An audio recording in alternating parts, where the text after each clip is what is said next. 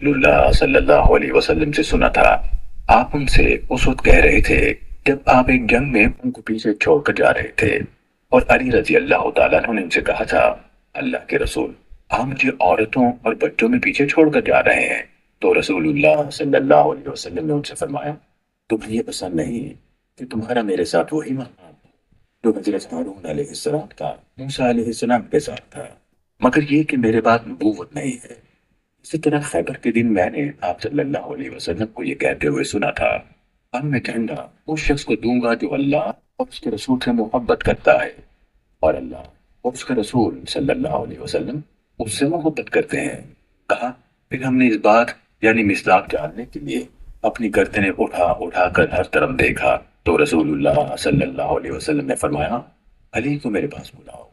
انہیں شدید آشوبی چشم کی حالت میں لایا گیا۔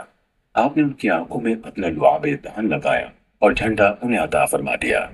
اللہ نے ان کے ہاتھ پر خیبر فتح کر دیا۔ اور جب یہ آیت اتری تو آپ کہہ دیں، آؤ ہم اپنے بیٹوں اور تمہارے بیٹوں کو بلا لیں۔ تو رسول اللہ صلی اللہ علیہ وسلم نے حضرت علی رضی اللہ تعالیٰ عنہ، حضرت فاطمہ رضی اللہ تعالیٰ عنہ، حضرت حسن رضی اللہ تعالیٰ عنہ اور حضرت حسین رضی اللہ تعالیٰ عنہ کو بلایا اور فرمایا، اے اللہ، یہ میرے گھر والے ہیں۔ صحیح مسلم حدیث نمبر 6220۔